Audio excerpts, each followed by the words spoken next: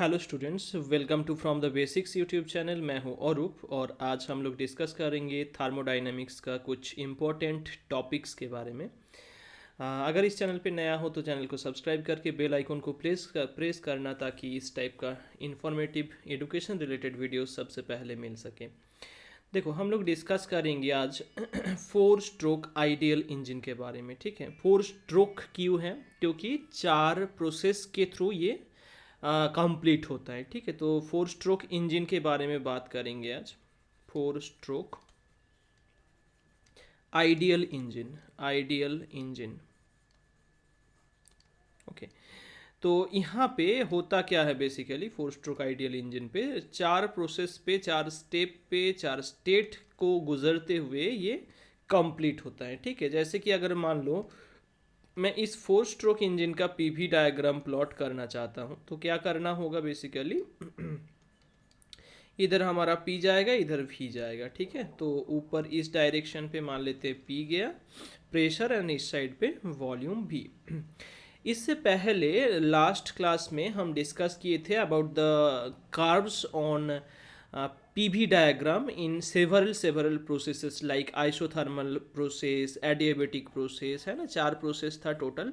तो इसमें हम क्या करेंगे, उसका जो स्लोप है, स्लोप क्या था basically d p d v को हम स्लोप बोल रहे थे प्रेशर वॉल्यूम ग्राफ का, और p by v minus p by v जो था वो बेसिकली इज द क्या बोलो is the slope of isothermal graph, है ना। इसमें क्या होता है, टेम्परेचर कांस्टेंट होता है।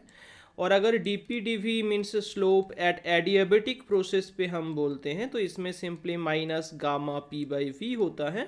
और इसका स्लोप थोड़ा ज़्यादा होता है, इसका स्लोप थोड़ा कम होता है। मतलब धीरे धीरे धीरे धीरे जब प्रोसेस बहुत स्लोली चल रहा होता है तब उसको बोलते हैं आइसोथर्मल प्रोसेस।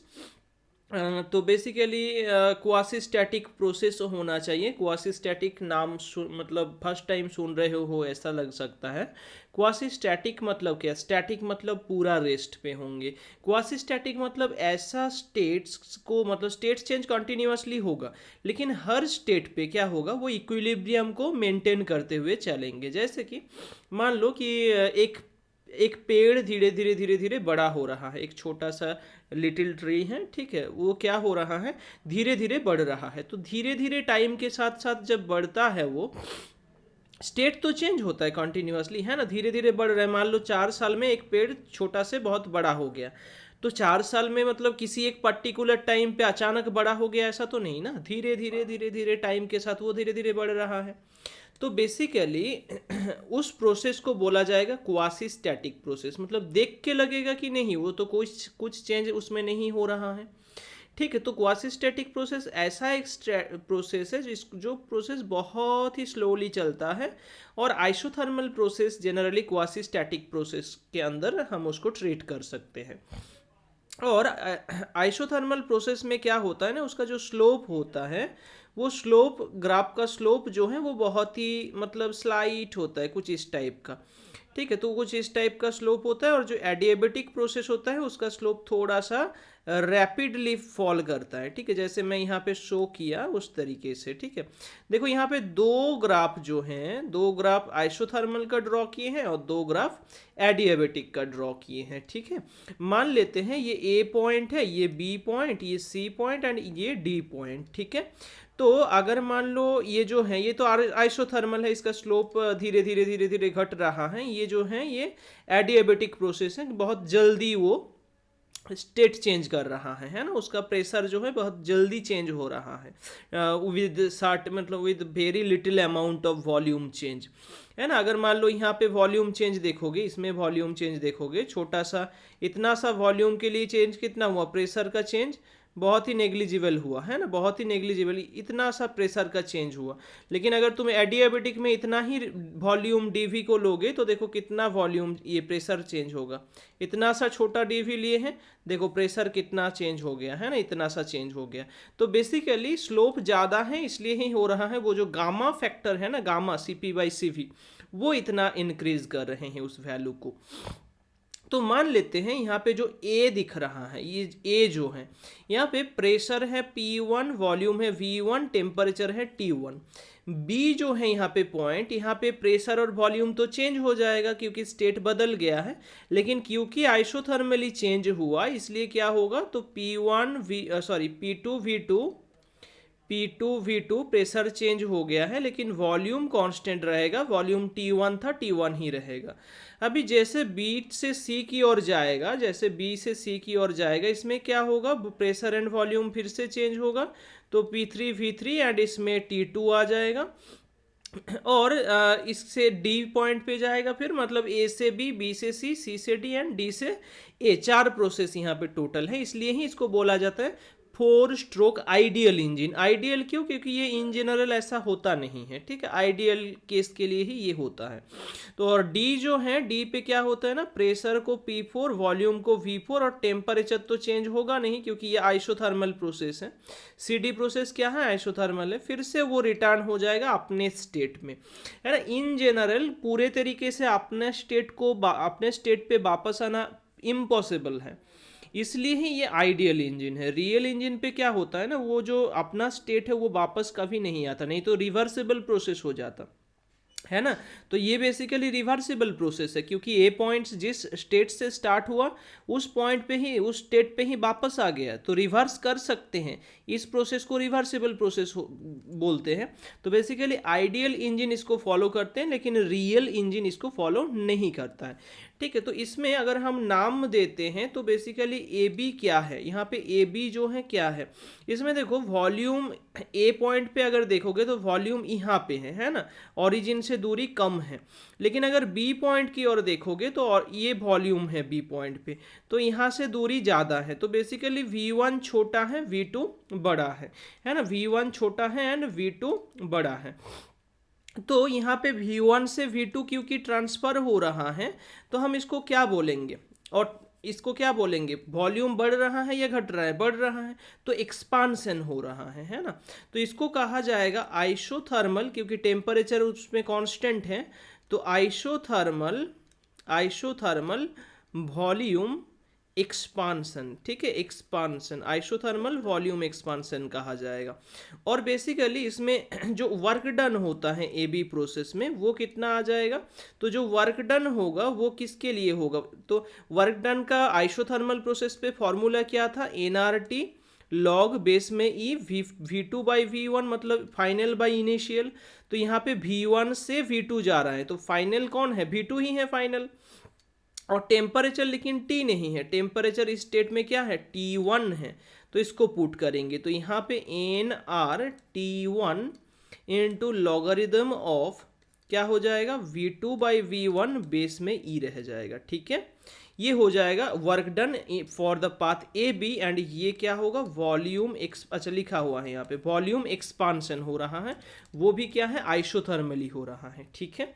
नेक्स्ट हम देखेंगे BC पाथ को। BC पाथ में क्या हो रहा है, वॉल्यूम V2 से जा रहा है V3, लेकिन इसके साथ साथ टेम्परेचर भी T1 से T2 चेंज हो रहा है ना। वॉल्यूम क्या हो रहा है, वॉल्यूम भी इंक्रीज कर रहा है, तो बेसिकली ये हो जाएगा adiabatic volume expansion, adiabatic volume expansion, ठीक है, एडियाबेटिक वॉल्यूम एक्सपांसन। और इसमें वर्क डन जो होगा WBC equals to NR into BC path के लिए क्या आएगा, इनिशियल माइनस फाइनल, इनिशियल यहाँ पे T1 है, फाइनल है T2, तो T1 minus T2 divided by gamma minus 1, ठीक है, ये फॉर्मूला है।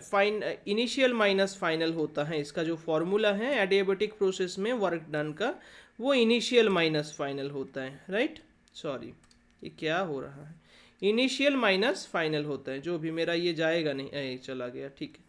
तो एडियाबेटिक प्रोसेस में ये हुआ, तो ये दो प्रोसेस जो है A B and B C वो क्या है, एडियाबेटिक, एक आइसोथर्मल है दूसरा एडियाबेटिक है, दोनों पे ही वॉल्यूम एक्सपांशन हो रहा है ना, वॉल्यूम बढ़ रहा है। लेकिन जहाँ पे सी डी प्रोसेस देखोगे ये तो आइसोथर्मल है ही क्योंकि टेम्परेचर T2 दोनों पे फिक्स्ड है, लेकिन सी डी जो पाथ है ये कॉम्प्रेशन का है, ठीक है, वॉल्यूम इसमें कॉम्प्रेस्ड हो रहा है, तो आइसोथर्मल वॉल्यूम कॉम्प्रेशन हो जाएगा, ठीक है। अगर हम सी डी पाथ को देखेंगे, इसको इरेज कर रहे हैं, ठीक है, तो अब मैं जस्ट एक्सप्रेशन को लिख रहा हूँ इसमें कि क्या होगा। देखो सी डी के लिए क्या होगा, C D is generally isothermal volume क्या हो रहा है, कंप्रेशन हो रहा है ना। तो आइसोथर्मल वॉल्यूम कंप्रेशन हो रहा है, वो भी V3 से V4 तक, V3 से V4 तक। टेम्परेचर T2 को कांस्टेंट रख के वो हो रहा है। तो WCD अगर हम देखेंगे NR into T2 log of base में E V4 बाई V1 हो जाएगा। सिमिलरली अगर हम DA के लिए देखेंगे तो ये हो जाएगा एडियाबेटिक वॉल्यूम कंप्रेशन, एंड उसमें WDA का वैल्यू आएगा NR इंटू डी से ए तक जा रहा है ना, डी पॉइंट पे टेम्परेचर कितना था, T2 था, और उससे T1 की ओर जा रहा है। तो बेसिकली इनिशियल माइनस फाइनल होगा इसमें डिवाइडेड बाय गामा -1, ठीक है। ये WDA है। तो ये जो DA प्रोसेस देख रहे हो ये basically WDA equals to NR T2 माइनस T1 बाई गामा -1। इसमें क्या हो रहा है, एडियाबेटिक वॉल्यूम कंप्रेशन हो रहा है। इसमें Q1 बोलते हैं, इसको डेल्टा Q1 बोलते हैं, इसमें इसको डेल्टा Q2 बोलते हैं, ठीक है। या Q1 Q2 भी बोल सकते हो, कोई प्रॉब्लम नहीं है वैसे, कि Q1 एनर्जी लिया, ये Q2 एनर्जी को रिलीज करते हुए उसका वॉल्यूम को कंप्रेस किया, ठीक है। तो बेसिकली जब भी ऐसा प्रोसेस होता है, क्यों इसको मैं डिस्कस कर रहा हूँ, एक चीज़ देखा जाता है, एक चीज़ पाया जाता है कि ये जो दो एडियाबेटिक प्रोसेस था ना, उन दोनों का वर्क डन सेम होता है, ठीक है। इन दोनों प्रोसेस में वर्क डन का वैल्यू सेम हो जाता है, ठीक है। और इसमें देख ये पाया जाता है कि Q1 बाई Q2 का वैल्यू जो है, मतलब यहाँ पे जितना अंदर गया जितना बाहर आया, इसका अगर हम रेशियो लेंगे तो वो रेशियो बेसिकली दोनों स्टेट का जो टेम्परेचर है, मतलब जैसे यहाँ पे T1 टेम्परेचर, इसमें आइसोथर्मली T2 टेम्परेचर, तो उसके ऊपर डिपेंड करता है, एंड T1 बाई T2 एक रिलेशन आ जाता है, ठीक है। इसको हम प्रूव कर सकते थे, लेकिन देखो मैं तो स्ट्रोक्स को बता दिया कि कैसे स्ट्रोक्स को, मतलब कौन सा स्ट्रोक को क्या बोला जाता है, ठीक है। लेकिन हम इसका डेरिवेशन जस्ट 4-5 लाइन और था, मैं नहीं बता रहा हूँ क्योंकि सिलेबस में नहीं है, जस्ट एक्सप्रेशन है तुम्हारा, ठीक है, जस्ट एक्सप्रेशन है। तो फिर इसको क्यों बताया, क्योंकि कुछ कुछ स्टूडेंट्स हैं और कुछ कुछ न्यूमेरिकल्स भी हैं जो उस स्टूडेंट्स को बोल सकते हो कि छेड़ते हैं, है ना। तो अगर ऐसा होता है तो प्रॉब्लम आएगा, है ना, कुछ कुछ न्यूमेरिकल्स में प्रॉब्लम आ सकता है, इसलिए थोड़ा सा इसको डिस्कस किया। 4 स्ट्रोक आइडियल इंजन को बहुत ही इम्पोर्टेंट है for competitive exam like NEET JEE. लेकिन हाँ, ये जो रिलेशन में लास्ट में लिखा कि Q1 by Q2 equals to T1 by T2, ये जो है बेसिकली ये बहुत ही सिंपल सा रिलेशन है। और नेक्स्ट अपकमिंग जो वीडियोस होंगे जहाँ पे हम heat engine and refrigerator heat pump के बारे में डिस्कस करेंगे, वहाँ पे ये डेफिनेटली यूज़ होगा, ठीक है। आई होप कुछ डाउट नहीं है इसमें, अगर डाउट है तो कमेंट सेक्शन पे कमेंट कर देना, ठीक है। और बाकी इसको तो इसमें तो आई होप कुछ डाउट नहीं होगा ना, समझ गए हो पूरा चीज़, ठीक है। और अगर इस चैनल पे नया हो तो सब्सक्राइब करके बेल आइकन को हिट करना, ताकि इस टाइप का एजुकेशन रिलेटेड वीडियो सबसे पहले मिल सके, ठीक है। I hope you have enjoyed this video, ठीक है। Thank you for watching, thank you.